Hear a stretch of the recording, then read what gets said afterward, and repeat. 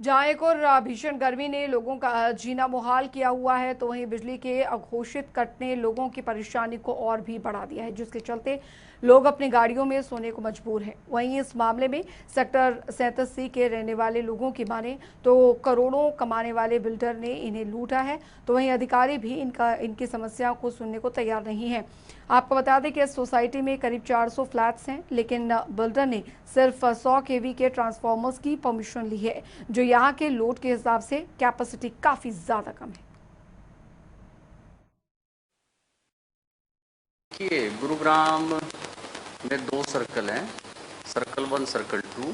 Circle 1 हमारा लगभग old Gurugram को देखता है, तो बिजली की कोई समस्या नहीं है। बिजली हमारे पास एक्सेस पूरी सफिशिएंट अवेलेबल है और मैक्सिमम 1400 मेगावाट लोड गुरुग्राम का चल रहा है। एक हफ्ते से जहां भीषण गर्मी ने लोगों का जीना मुहाल किया हुआ है, तो वहीं बिजली के लगने वाले अघोषित कटों ने आम जनता का परेशानी जो है वो बढ़ा के रख दी है। इस वक्त हम सेक्टर 37 के एक सोसाइटी में खड़े हैं, जहां पे कल इन लोगों को, इन परिवारों को सिर्फ इसलिए गाड़ियों में सोना पड़ा, इसलिए इस प्लेन इलाके में सोना पड़ा क्योंकि यहाँ पे घंटों से बिजली नहीं थी। इस बिजली न होने की किल्लत के चलते जहां आम आदमियों को दो चार होना पड़ रहा है, तो वहीं बुजुर्गों के साथ बच्चों को भी भारी परेशानी का सामना करना पड़ रहा है। इस सोसाइटी के जनरल सेक्रेटरी पंकज जी हमारे साथ हैं। पंकज जी, स्वागत है जनता टीवी के इस मंच पर।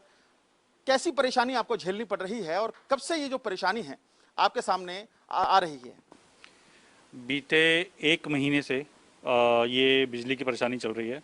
कभी मेन लाइन उड़ जाती है, जल जाती है, मेन जो डिस्ट्रीब्यूशन पॉइंट है वो जल गया, ट्रांसफार्मर जल गया, नया ट्रांसफार्मर लग गया। डिस्ट्रीब्यूशन पॉइंट एक बाहर है जहाँ पर मेन सीटीबीटी लगती है, वो एक बार ब्लास्ट हो चुकी है ऑलरेडी। हम बहुत परेशान रहे 3 दिन। अब कल सुबह 7 बजे, 7 साढ़े 7 बजे फिर से लाइट चली गई। हमने सोचा लाइट नॉर्मल चली गई है, 1 घंटे तक तो हमें पता नहीं लगा कि सीटीबीटी चली गई है। मेंटेनेंस को कोई ऑफिस में था नहीं और नॉर्मल लोग वॉक पे जाते हैं, वॉक पे जा रहे थे, उन्होंने चेक करा, उन्होंने कहा था ये तो यहाँ पे प्रॉब्लम चल रही है, दे रिपोर्टेड इट। और उसके बाद से सीटीबीटी जली हुई है और हम लोग परेशान हो रहे हैं। तो कंसर्न हमारा रिक्वेस्ट डिपार्टमेंट से यही है कि इसको कनेक्शन को रेगुलराइज किया जाए। सरकार से रिक्वेस्ट यही है कि बिल्डरों से पैसा खाकर कमर्शियल कनेक्शन देकर उसको चलाते जा रहे हैं, वो ना करें। 400 परिवार, सिर्फ 100 किलोवाट का ट्रांसफार्मर, कैसी ये व्यवस्था समझते हैं आप? सर बहुत बुरा हाल है यहाँ पे। पिछले 1 साल से यहाँ पे पोजीशन दिए बिल्डर को, जो बिफोर पोजीशन के काम थे इलेक्ट्रिसिटी देना और जो एनवायरनमेंट सोसाइटी के अंदर होता है, अब पूरे 1 साल में हमें देखने नहीं मिला है। यहाँ धूल मिट्टी के अलावा कुछ नहीं। बिजली की इतनी दिक्कत है पूरे साल कि 2-2 घंटे 3-3 घंटे वैसे लाइट जाती है और जो लोड यहाँ पे प्रॉपर देगा, जैसे जो रेजिडेंट बढ़ रहे हैं यहाँ पे, वो हिसाब से सफिशिएंट नहीं है। जो बिल्डर यहाँ पे मौजूद था, जिसने ये सोसाइटी अफोर्डेबल बनाई थी, उसने जो बिजली का इंफ्रास्ट्रक्चर था उसको सही तरीके से मेंटेन नहीं किया।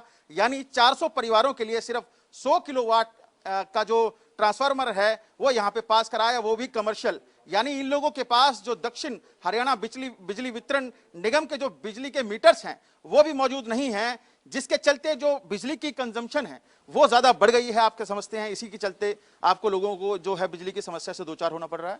बहुत ज़्यादा प्रॉब्लम फेस करनी पड़ रही है। हम लोग ऑनलाइन घर पे वर्क फ्रॉम होम नहीं कर पा रहे हैं इलेक्ट्रिसिटी की वजह से। मतलब जो ओल्ड एज घर पे लोग घर पे रह रहे हैं, उनको डिहाइड्रेशन हो रहा है, वोमिटिंग की प्रॉब्लम आ रही है।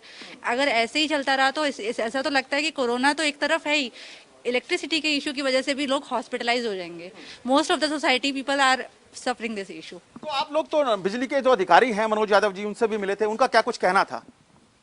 उनका यही कहना है कि ये बिल्डर का फॉल्ट है और इसको लेकर बिल्डर ही कुछ आगे कर सकता है काम। हम तो उसके डायरेक्ट कंज्यूमर है ही नहीं। लेकिन जो बच्चे हैं उनको कहीं ना कहीं इस परेशानी से दो चार होना पड़ रहा है, क्योंकि ऑनलाइन क्लासेस चल रही हैं। ऐसे में ऑनलाइन क्लासेस कैसे सफर कर रही हैं बच्चों की, छोटे बच्चों से मैं आपको जानूंगा। आप देखेंगे कि समस्या कितनी गंभीर हो चली है और अधिकारी जो हैं वो इस समस्या से बिल्कुल भी पार नहीं पाना चाह रहे हैं, सिर्फ आश्वासन दिए जा रहे हैं। बेटा क्या नाम है आपका? एकांश कुमार। एकांश बेटा, ऑनलाइन क्लास चल रही है आपकी? नहीं। क्यों नहीं चल रही है बेटा? लाइट नहीं है। लाइट नहीं होगा तो फोन चार्ज नहीं होगा तो ऑनलाइन कैसे चलेगी? क्या कहेंगे बेटा मोदी जी से? कि लाइट दे दें। तो छोटे छोटे बच्चे हैं, कहीं ना कहीं जो समस्या है वो काफी गंभीर और विकराल हो चली है। और इसी विकराल होती समस्या के चलते कल यहाँ पे सैकड़ों परिवारों को रात के समय में, क्योंकि लाइट नहीं थी, अघोषित कट लग रहे थे, घंटों से लाइट नहीं थी, यहाँ पे इनको अपनी गाड़ियों के एयर कंडीशनर चलाकर अपने परिवारों के साथ गुजारा करना पड़ा। अब ऐसे में देखने वाली बात यह भी होगी कि डिस्ट्रिक्ट एडमिनिस्ट्रेशन ऐसे लापरवाह बिल्डर्स के खिलाफ क्या कुछ माकूल कार्रवाई कर इन लोगों को बिजली के कनेक्शन मुहैया कराता है। कैमरामैन जितेंद्र शर्मा के साथ नीरज वशिष्ठ, जनता टीवी, गुरुग्राम।